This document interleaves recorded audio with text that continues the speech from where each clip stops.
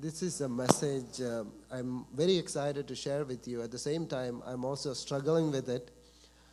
In the new year, God is speaking to me personally in a very specific way, and I think God is trying to teach me to view things in different ways, the same thing in different ways. I hope it will do the same thing to you, but I also struggle with it because it is a little, it kind of made me think it kind of made my head hurt when I was going through the scripture and trying to do an exegetical study of what that particular scripture meant. I would have loved to do it on another Sunday, but it seems to be the only Sunday. So I'm going to read this verse, and I'm not going to make you read because I wanted to read it, because as I read it, I want to wrap my mind around it too. I'm going to read two scriptures, by the way. First one is John chapter 18, verses 37 and 38. John chapter 18, verses 37 and 38. This is a very famous scene, the trial scene. Jesus is being tried, in Pilate's court. And as you know, most of the time when Jesus was asked questions by the high priest, Jesus was tried 7 times, if you really go through it meticulously. And in the initial stages of his trial, he wouldn't speak anything. They keep asking questions, this high priest and all that. He just kept quiet. And finally he started speaking when when he came to Pilate's court, and, initially he was silent, but then he started talking. And here they have a conversation. If you have time, you can go home and read the whole passage. But when it comes to verse 37, therefore Pilate said to him, "So you are a king?" Jesus answered, "You say correctly that I am a king. For this I have been born, and for this I have come into the world, to testify to the truth. Everyone who is of the truth hears my voice." Now Pilate's question. Pilate said to him, "What is truth?" And then the scripture goes on to say, "And when he had said this, he went out again to the Jews." And then I'm just thinking, what? That was the most important question, and that was what I'm waiting for. That's the answer I'm waiting for. Somebody edited it out, or did we miss something there? Because you completely bypassed my understanding. Because I was so excited. Finally, Jesus started talking. Finally, they are having a meaningful dialogue. A lot of theologically meaningful stuff is coming out. And Pilate asked probably the most important question in the whole wide world, which is even relevant today. Today, even in the university campuses and wherever you go, this is the question: what is truth? And then Jesus doesn't say anything. Do you follow me? Jesus didn't see, it looked like Jesus ignored the question, or Jesus didn't answer the question. Now, there is another verse which is very, very familiar. I'm pretty sure you all know this. This is a different context where Jesus is having kind of an argument with Pharisees and Sadducees and all these Jewish leaders, right? So Jesus did some miraculous thing, and Jesus forgave that sinful woman. And right after they're starting, a conversation, and then Jesus makes this statement to the people around him. This is John chapter 8, verses 31 and 32. John chapter 8, verse 31 and 32. So Jesus was saying to those Jews who had believed him. Okay, so there is a set of believers there. And if you continue in my word, then you are truly disciples of mine, right? And you will know the truth, and the truth will make you free. That's a verse we often quote and misquote very often, right? Like the truth, you will know the truth, and the truth will set you free. Now, I don't know if you ever thought about this, but does truth always set you free? Does that really, what does that really mean? Back home in India, this is one thing I've noticed, cultural difference from the Western world and the Eastern world, particularly pertaining to doctors, medical professionals. And you go to India and you go to a big clinic, a big hospital, and if the doctor is going to deliver you a bad news, say you have cancer or something like that, something very bad, and the doctor doesn't deliver it directly. Have you ever noticed that? They will say, have you brought your relatives? Right? And they will only talk to the relatives. And they don't want to disclose the truth to the patient.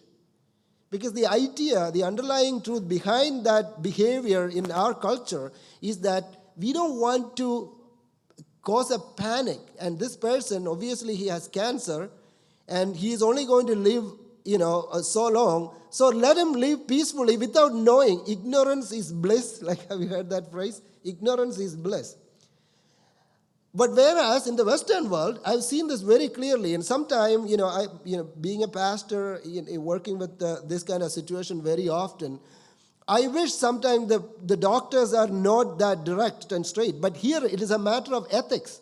Here it is a basic ethic that the doctor, is part of the basic ethical code of the physicians, that they have to tell the truth to the patient because they deserve the truth.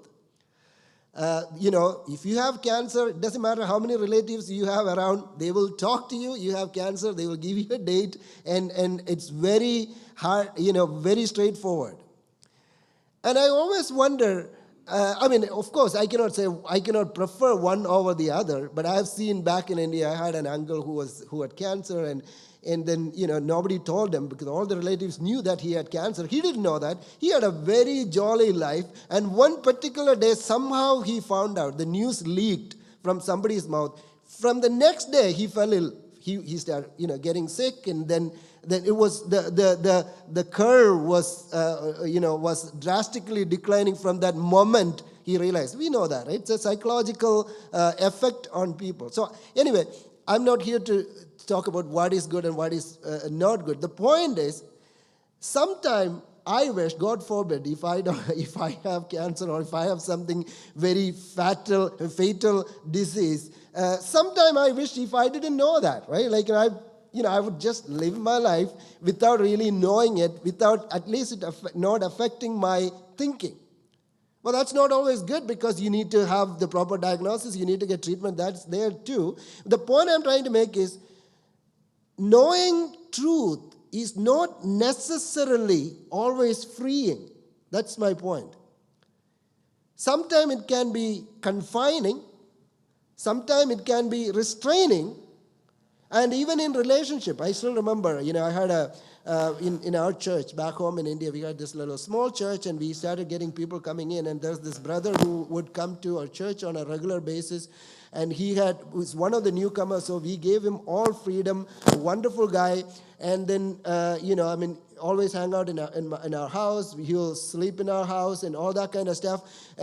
He was like family to us, but one fine day, we came to know that he has a very bad criminal record. We didn't, this is years ago, and there was no time to do a background check. And even today, we don't, because we trust people, because they are coming to faith, and we take them for granted. And this gentleman, to be very clear, he was such a wonderful guy. He never did anything to the church, or he had a true conversion. But still, I remember knowing that truth and having a big shock in my, man, this guy has done this.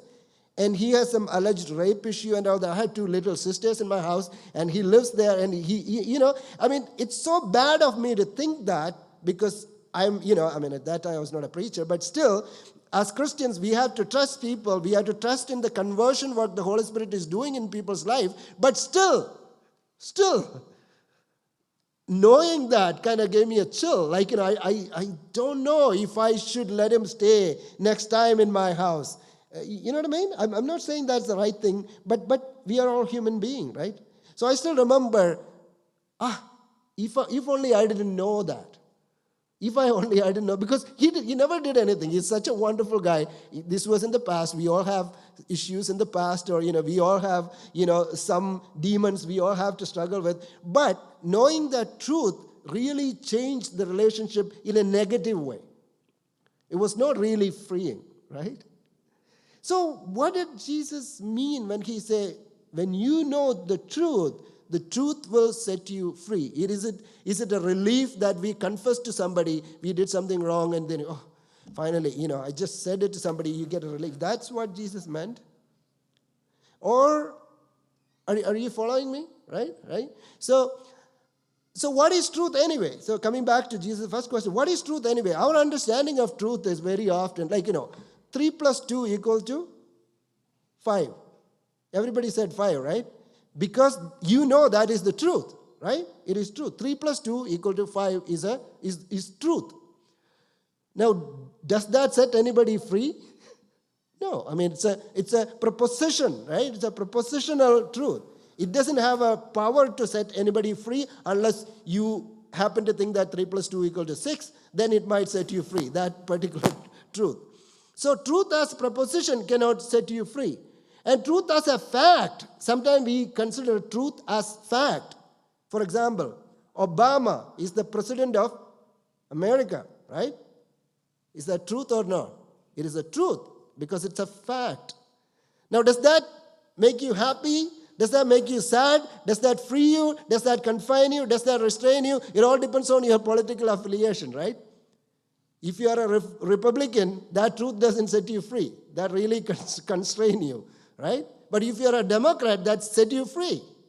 So the nature of the truth and its connection to our individual relationship is also have to be taken into account. So what exactly Jesus meant when he said, when you know the truth, and if you are truly my disciples, you will know the truth, and the truth will set you free. Okay? So I just wanted to talk to you about that one aspect of it, the truth. What does that really mean? I don't really use a lot of Greek and Hebrew and show you my scholarly skills, whatever I learned from the seminary. I try not to bring it up during my sermons, but this is very important because the reason I'm saying this is this question is very, very relevant even today. Right? If you turn on the radio, if you read newspaper article, all these apologetic discussions, the people, both skeptics and believers alike, they are all asking this question, truth, freedom. These are repeated verses throughout the century and particularly in our society. So we have to have an understanding of what exactly Jesus meant when he said the truth will set you free. Now the word the truth for truth in Greek, and the word which is used here is a word aletheia, okay? Now, if you have time, you can Google this word. There is something, I think I mentioned this, there's something called Strong's Concordance. Strong's Concordance is where they list each Greek word, I think a Greek word mostly, word used in the Bible, and they will explain what that means, right? So go home and do that research if you want. So aletheia is the word Jesus used. So Jesus was saying, if you continue in my word, you will be truly my disciples, and you will know aletheia, and aletheia will set you free. Now again, I need to teach you a little philosophy. Forgive me, okay? Like I said, it's going to hurt your head, but I hope it'll change the way you look at the scripture, and hopefully look at the way you look at life. That's what I'm hoping for, but you need to stay with me a little bit. I don't know how many of you like philosophy, right? No?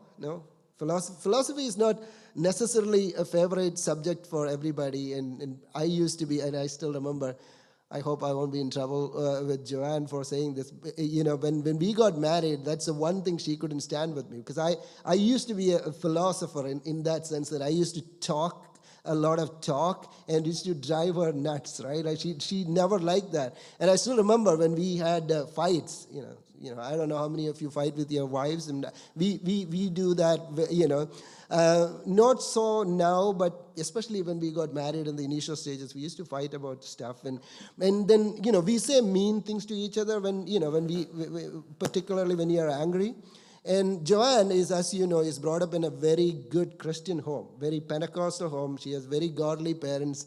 And I'm from a very different nominal Christian background. I know my vocabulary is better than Joanne's when it comes to mean words.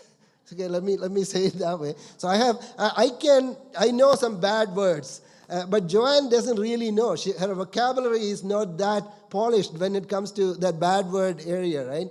So I still remember when Joanne gets angry at me, she says, you're a philosopher. That's the meanest thing she can say to me. When you're a philosopher when she's angry at me, right?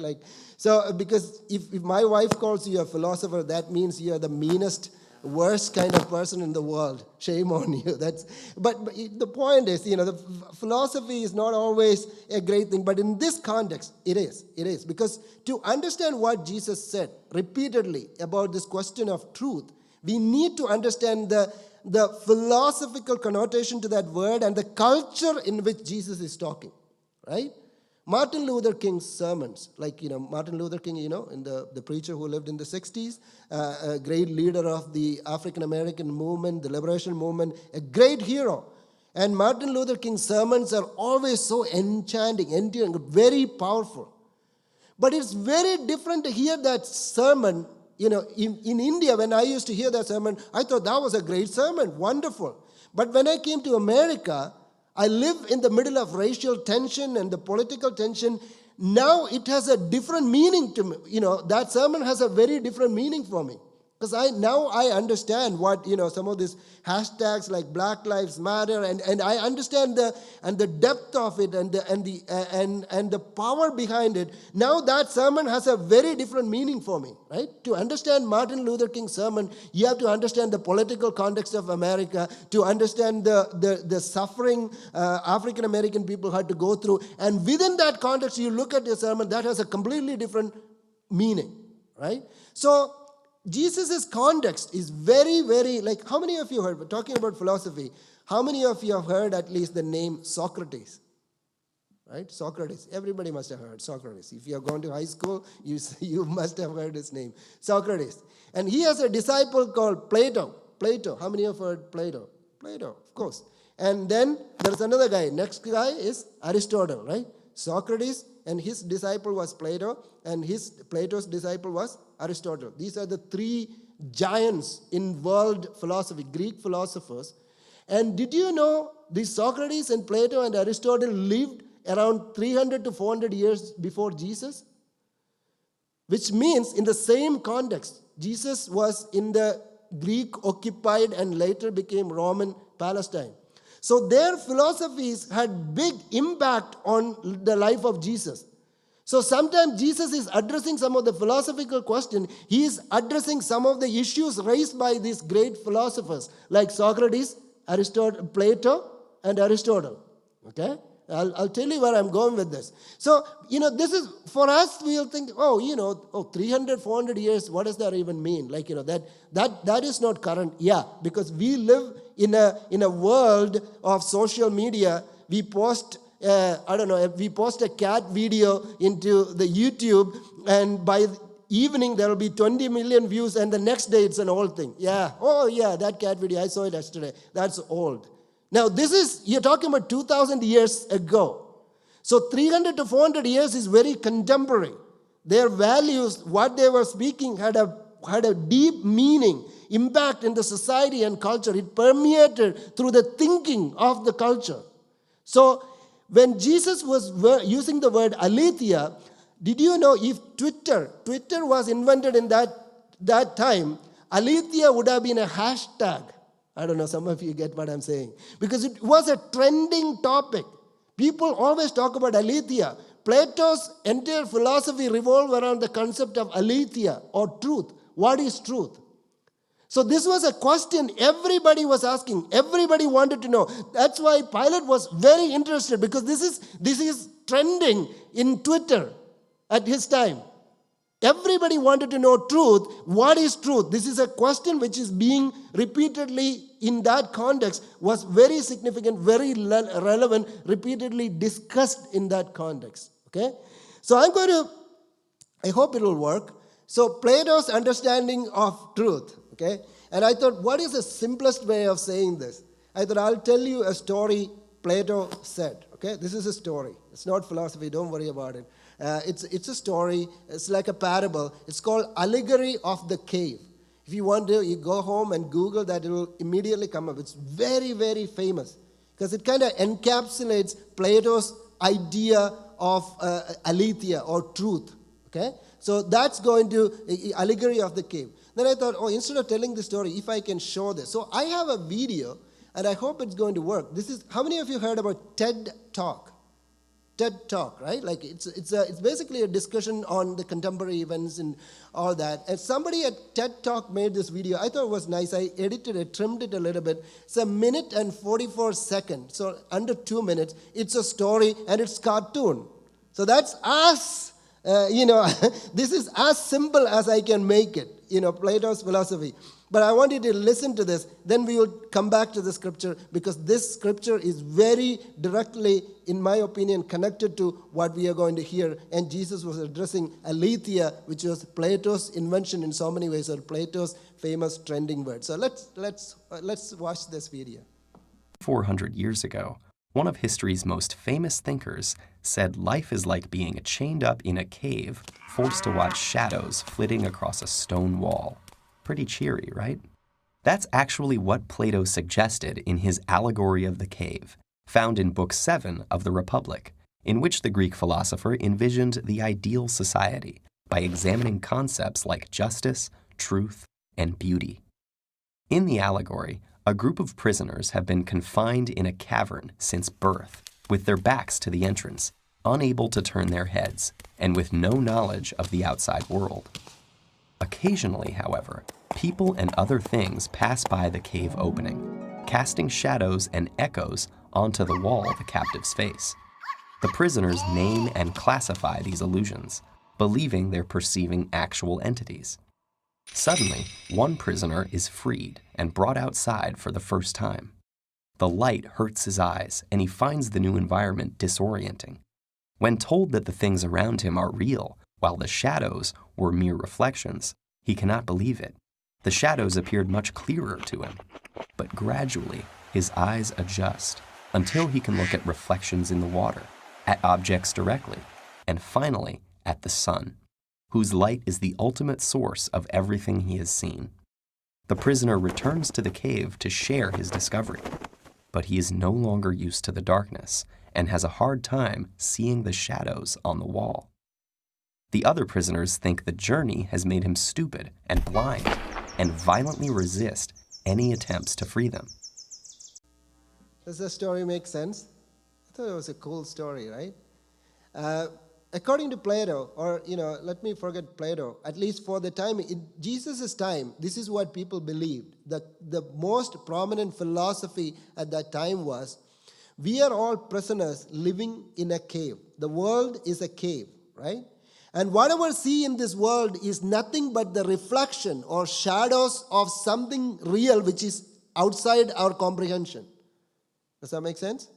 So whatever we think, whether it is money, whether it is a house, whether it is a car, they are nothing but shadows of reality which is beyond our comprehension.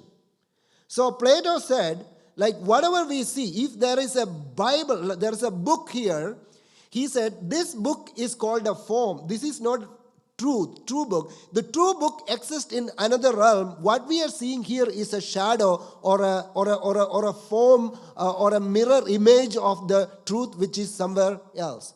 So this is not true microphone. This is a microphone's form because the true microphone exists in another reality.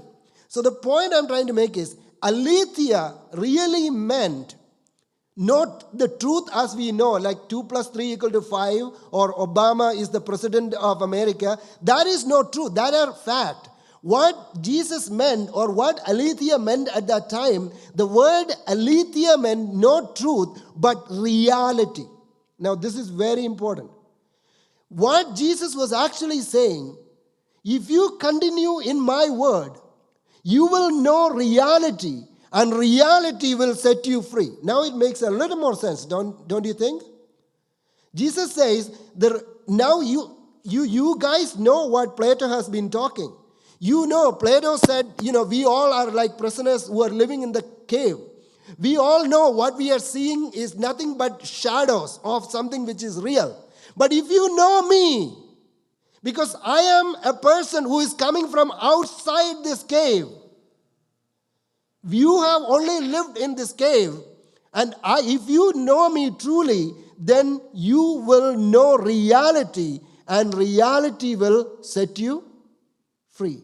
Now, how do you change it to a contemporary, it's very often, when I switched to ministry, I had this struggle as to, most of my friends who we did engineering together, I'm like, as you know, 46, and most of my classmates have gone to become a high position, we at that time, back in the days, there was engineering had a good demand, and we all got into good career path.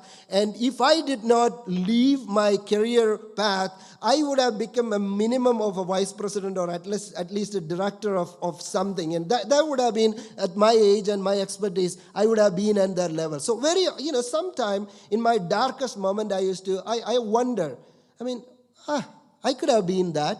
I look at my friends and their Facebook, or they send me invitation to some of these big parties they are attending, and I look at it. I sometimes we are all tempted by some of these things in our life, and because that's a beautiful home, my friend has, we went to one of Joanne's friend house in Portland, and it's just like 5 bedrooms and very beautiful hilltop house, and from there they can see the whole Portland, Oregon.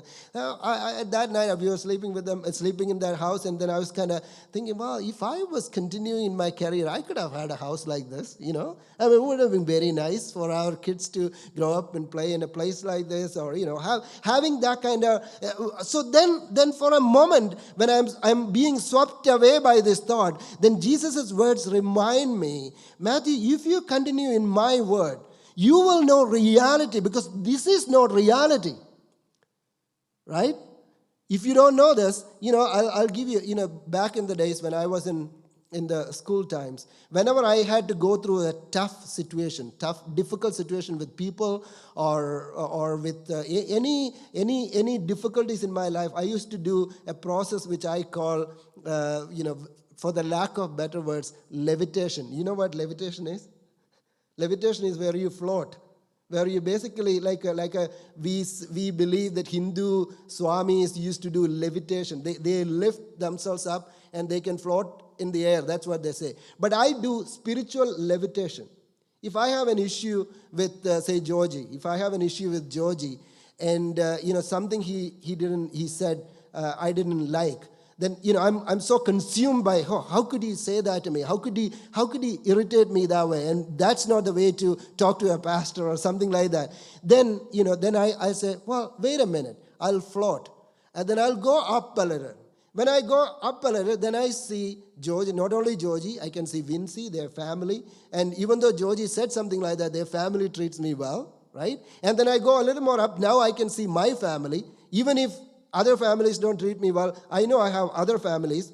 If I still go up, then I saw bigger church community. There are a lot of people who appreciate what I'm doing and appreciate my ministry. Even so the more I go up, you make that sense? The more I go up, the less is the significance of that particular clash I had with Georgie or with anybody. Because then I am seeing the reality from God's perspective. The more I go up, the more I am seeing things from God's perspective. Then I'm not being confined, but the very thing that the fact that I'm seeing it from God's perspective sets me free from my clash.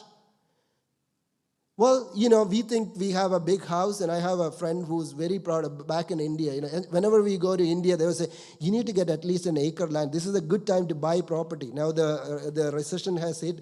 Good time to buy real estate investment is the best, and people will come all the time, buy some property and buy some property. I have 1 acre, I have 2 acres. Now, Google Map has done a wonderful thing. You can Google Map to, the Google Photos or whatever they have to your property, right? You can see the picture. Now they have Google, right? I think it's in Toronto. So you can actually see your house in the Google thing, right? The Google satellite picture. Then, if you try to zoom out, then you say, oh, wow, that's a nice house. That's a nice area, right? Then you zoom out. Then, so now it is not just your house. You can see the entire Rancho and Fontana. Then your house is not that big, is it? Right? It's becoming less significant. Then you zoom out a little more, then you see the whole Los Angeles or the whole California. Your house is just like this, very tiny. Nobody cares. It's not important. It's not that big.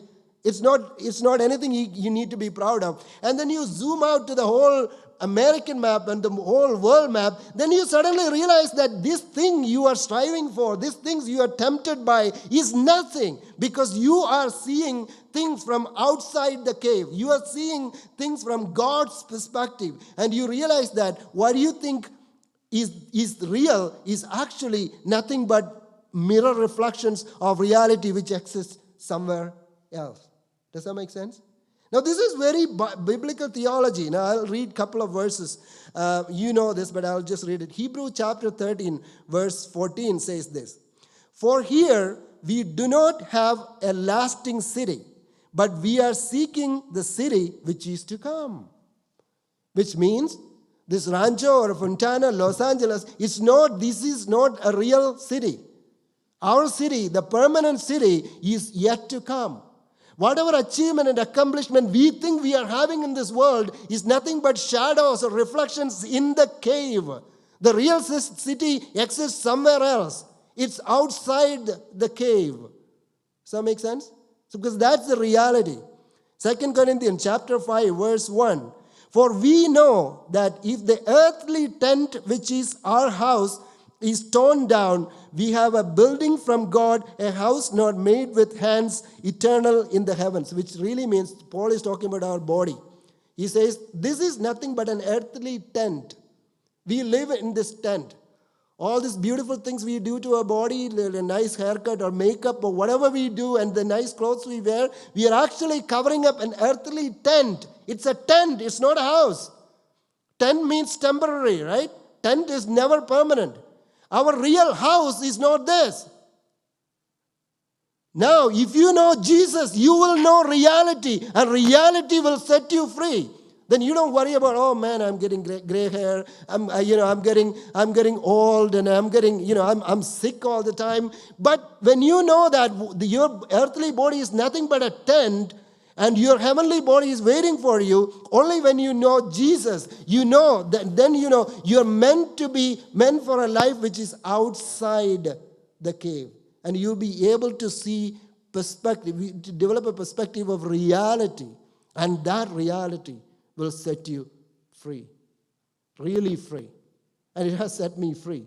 Because when I was a teenager, I used to collect Business Today magazines. My biggest ambition was to become a business. I wanted to start businesses. I consider myself very entrepreneurial.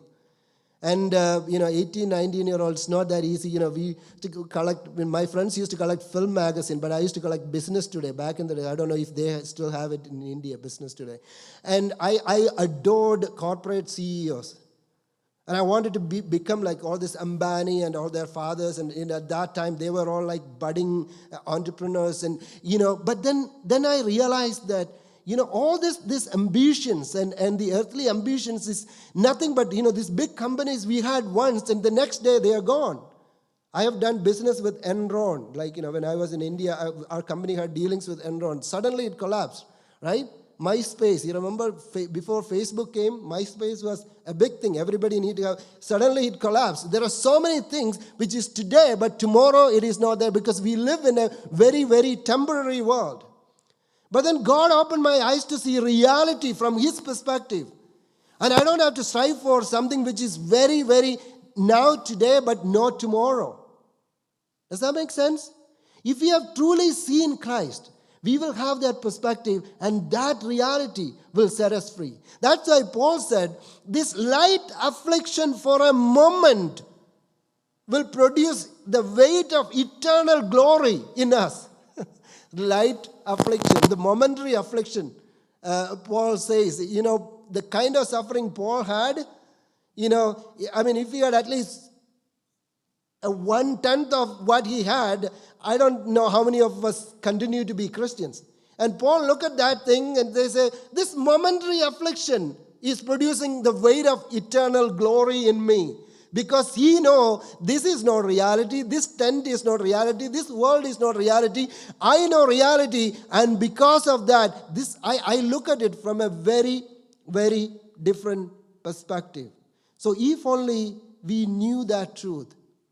Now, the point I'm trying to make is only Jesus is the only person who came from outside this world. If this cave is a world, all other religious leaders, whether it is Muhammad, whether it is the Sikh gurus, whether it is the biggest philosophers and theologians of this world, everybody are coming from this world, right? Jesus is the only one who claimed that he came from the outside world or reality.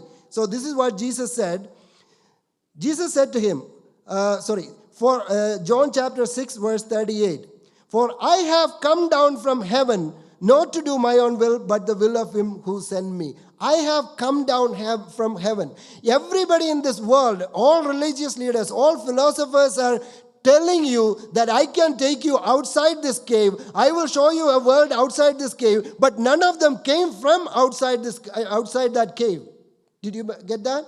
Jesus is the only one who came from heaven. That is why he is the only way to heaven. Nobody else have claimed that, like they came from heaven. Only Jesus made that audacious claim. Jesus again said, John 3:13, "No one has ascended into heaven but he who descended from heaven, the Son of Man." He descended from heaven, and that gives him the authority to ascend to heaven.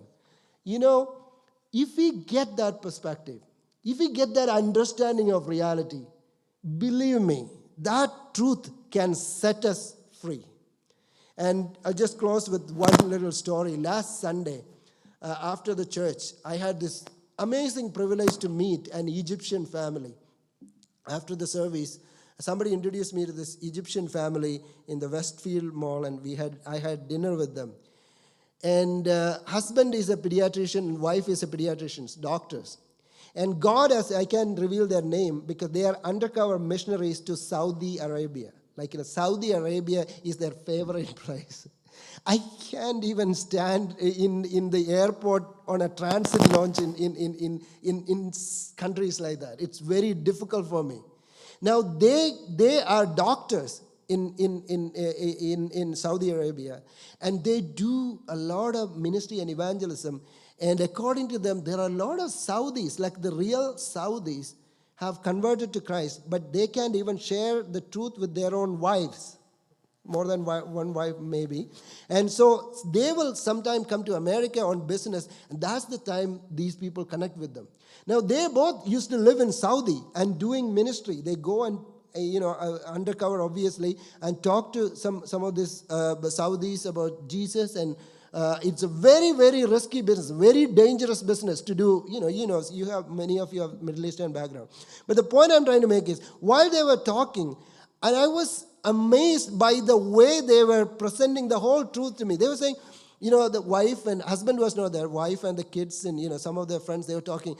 You remember that day they put me in jail for 8 months, and the others said, no, it was not 8 months, it was a year, no, that was before. I still remember driving on Friday, and then they flagged me, and the police came after, and remember they kicked me, that policeman was trying to kick me, and they're laughing.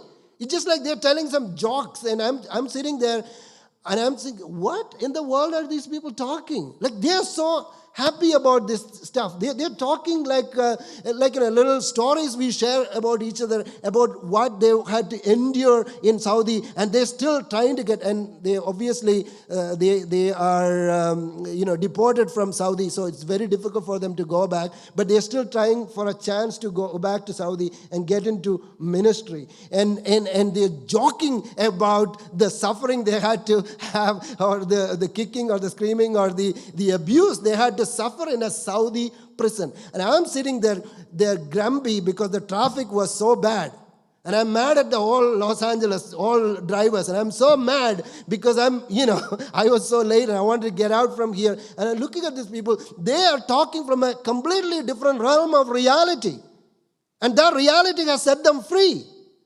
They enjoy that moment. I'm thinking, Lord, I have to apologize for where I'm coming from because I'm still inside the cave. But they have seen the life outside the cave. See, that's when we realize that what we see is nothing but the shadows of reality, and the true reality is waiting for outside. And Jesus is the only person who came to us from that reality.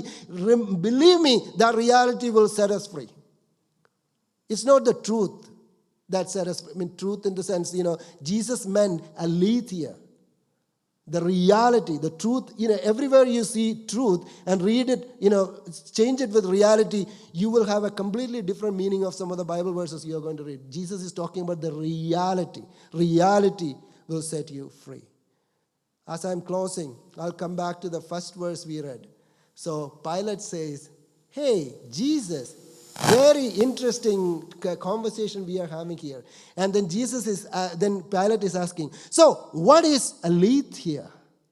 What is reality? And Jesus looks at, I was not there, but I can see this is what Jesus looked at him and smiled. It's not that Jesus did not answer the question, because Jesus was the answer to the question. Did you get that? It is like somebody coming to me. I've heard about this Mathew John who does the seminar or whatever. And somebody comes to me and says, who is Mathew? What will I say? Hello? You're looking at me. You're looking at me. That's why it was not recorded, because there was nothing spoken. Jesus did not have to answer that question because Jesus was the answer. What is reality? Here I am. The only person who has ever come from outside the world with aletheia, with reality. Jesus is as close as to reality we can ever get. That is the closest possible connection to reality we can have in this world. And if we know that truth is not a proposition, truth is not a fact, but truth is a person. In Christianity. That's what distinguishes Christianity from all other religions, all other philosophy. Christianity is not about absolute truth, and we get into all this argument, apologetics, but in Christianity, truth is not a proposition, but truth is a person. Jesus is aletheia. Jesus is the truth. Jesus is the reality. He has come from outside the cave to set the prisoners free. We are still imprisoned in this cave we call world. And we look at all these wonderful things we see in our world and say, oh man, if only I had this, if only I had that, I could be like her or I could be like him. And I'm very angry at the person, the way he offended me. We are thinking, we are confused about this because we think all the shadows are reality, but the true reality exists outside the cave. And Jesus came with the message of reality. And here we are. And here Pilate is asking, what is reality? And Jesus smiles and nods. Jesus did answer that question, though we did not hear that.